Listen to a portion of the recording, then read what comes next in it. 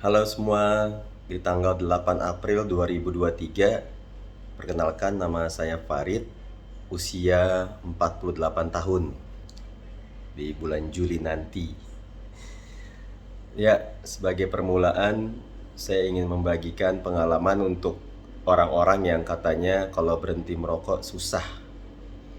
Itu sama saya sudah terbukti tidak, sangat-sangat mudah. Ya, sangat mudah untuk berhenti merokok.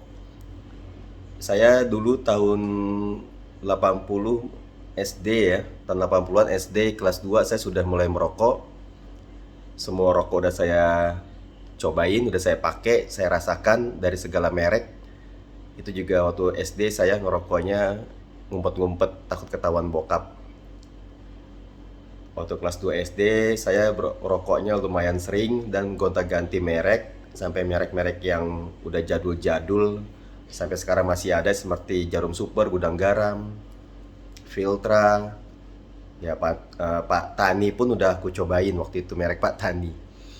Terus di tahun 93 SMA, tamat SMA saya mulai berhenti merokok.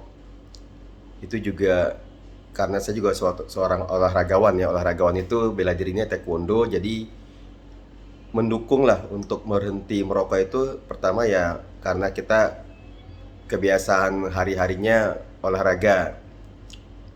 Kebetulan juga ya saya orangnya pengen berubah gitu, pengen berubah lebih baik. Jadi saat saya susah berhenti, orang nggak bisa berhenti. Jadi awalnya dulu waktu sekolah itu SMA saya bukan preman juga, bukan jagoan juga. Tapi pada saat itu teman-teman nggak ada yang berani deket-deket saya kalau mereka sedang merokok. Karena saya saat mereka datang, mereka ngerokok, saya suka matiin rokoknya. Saya suka patahin rokoknya. Jadi saya dulu cupu sih, culun, kecil, ceking lah gitu ya. Nggak ada orang nggak ada takut-takutnya sama saya, cuma orang segen. Orang bisa begitu segen bukan karena takut. Jadi waktu saat mereka ngerokok depan saya suka patahin rokoknya. Udah saya suka patahin, lama-lama nggak ada yang berani tuh deket-deket. Ya akhirnya lingkungan saya nggak ada yang ngerokok. Nah di tahun 93 itu benar-benar berhentinya sih nggak langsung. Ya dari jarang-jarang, lama-lama bisa berhenti sampai sekarang. Berarti sudah 30 tahun saya tidak merokok. 30 tahun. Dan kalau misalnya ngerokok juga dulu pernah nyoba-nyoba lagi udah nggak bisa karena tangannya juga udah kayak orang aneh, kayak orang bego dan kayak orang culun juga ngerokoknya. Jadi kalau ngumpul-ngumpul juga yang lain pada ngerokok saya nggak ikutan gitu.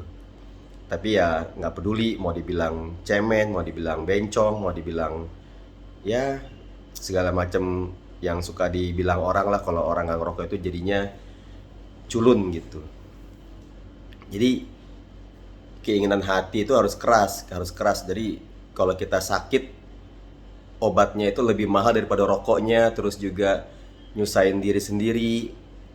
Ya, yang pertama kalau ngerokok itu yang pasti semua jadi susah itu bukan kita aja tapi orang-orang dekat kita, keluarga ikut-ikut kena, ikut terganggu, apalagi kalau diangkot, apalagi kalau lagi di bis.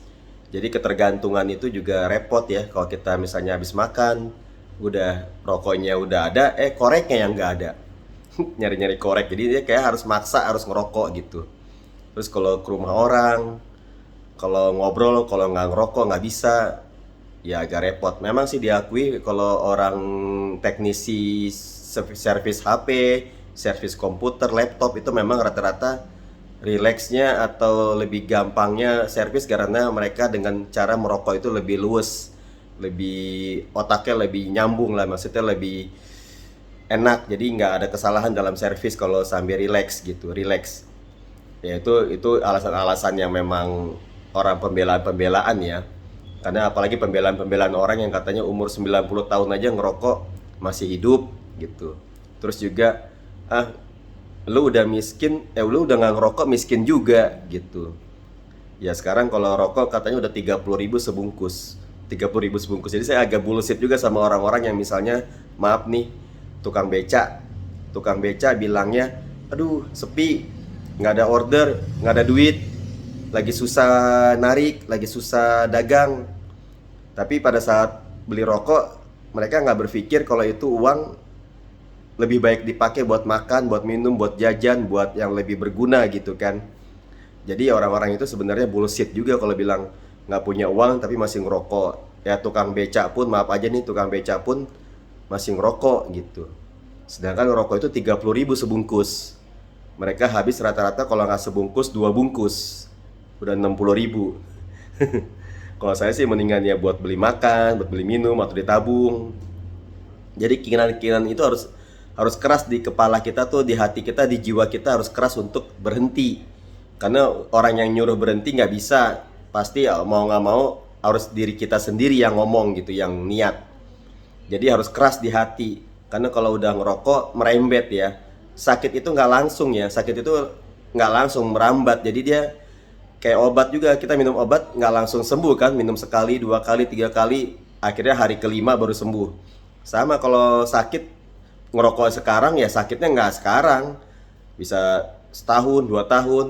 Terus orang yang misalnya sembuh dengan 5 kali minum obat bisa sembuh, ini jadi sebulan sembuhnya gara-gara ada yang menghambat atau yang membuat jadi lama sembuh tuh karena mungkin ya sebutannya partikel-partikel yang di rokok itu yang bikin orang jadi susah sembuh atau lama sembuh atau mungkin lebih parah gara-gara rokok. Jadi ya kalau pengen lebih bagusnya ya berhenti itu, pertama keuntungannya duit irit, badan sehat, nggak ganggu orang, nggak nyusahin orang, terus juga kita jadi ya lebih segar badan semuanya ya. Ya saya umur 48 tahun aja kalau di jalanan suka dikira 35, 37. Jadi disangka malah pernah waktu naik Gojek disangkanya mau kuliah. Mau kuliah di mana Mas katanya. Saya lagi pakai tas ransel gitu, pakai tas ransel. Mau kuliah di mana Mas? Ya alhamdulillah gitu. Dikiranya masih kuliah gitu. Jadi kita harus selalu tampil positif ke semua orang gitu. Jadi kita kalau udah kalah di wajah, udah kalah di badan, udah kalah di kantong, ya jangan sampai kalah juga di kesehatan, karena kesehatan itu mendukung mendukung kita buat kerja, mendukung kita buat usaha, mendukung kita buat lebih tampil, lebih performance-nya lebih lebih keren gitu. Jadi usahakan ya kalau nggak bisa mengurangi, nggak bisa stop ya dikurangi lah gitu. Tapi kalau dikurangi satu butir, satu batang rokok juga sehari, sama aja 30 batang sebulan. Ya kalau bisa sih berhenti lebih baik. Keuntungannya banyak kan, kita pengennya hidup selamanya ya, kalau memang mati itu udah takdir. Tapi kan kita bikin-bikin jadinya. Orang udah tahu, jadi manusia itu kadang-kadang udah dewasa, udah tahu itu bahaya tapi masih juga dilakukan gitu. Harusnya kan kalau udah tahu bahaya stop gitu, stop. Jadi yang udah anehnya tuh udah tahu bahaya, udah tahu menyakitkan, udah tahu merugikan, udah tahu menyusahkan orang lain tapi tetap dilakukan. Jadi apa bedanya sama anak kecil yang masih TK, masih SD yang nakal dibilangin nggak ngerti-ngerti. Itu masih wajar bagi saya. Kalau anak kecil ini, orang dewasa udah dikasih tahu nggak mau juga gitu, nggak mau ngerti, nggak mau paham. Jadi anehnya udah tahu bahayanya tetap dilakukan, jadi bingung. Coba aja suruh mereka bakar uang 5.000 aja tuh, nggak mau loh mereka bayar uang 5.000 itu dibakar. Padahal kan itu mereka juga kalau beli pakai uang 5.000 10 lembar atau 6 lembar aja udah lumayan kan buat ngerokok.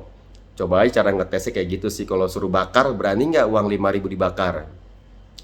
Padahal mereka kan tahu membeli rokok uang itu dibakar-bakar juga jadinya, habis gitu, sia-sia. Dalam bentuk materi ya sia-sia gitu. Kalau dalam bentuk dia lebih rileks, stres jadi hilang gara-gara rokok, itu sebenarnya alasan-alasan yang pembenaran. Padahal kalau mereka mau lebih berpikir lebih keras lagi, lebih dalam lagi, untung sama ruginya gedean ruginya daripada untungnya. Jadi kita kalau pengen di bisnis sebenarnya kan tinggal pikirkan untung ruginya gitu. Kita kan pengennya untung, nggak mungkin rugi. Jadi kita udah dapat untung 1 juta, pengobatannya 2 juta, pengeluaran kita 2 juta gara-gara rokok. Ya sama aja jadinya, sia-sia ya. Jangan sampai kerjaan kita jadi sia-sia, udah capek-capek nyari uang, sakit cuma gara-gara kesalahan kita bikin sendiri. Oke, semoga bermanfaat. bagi kita dan semuanya. Makasih.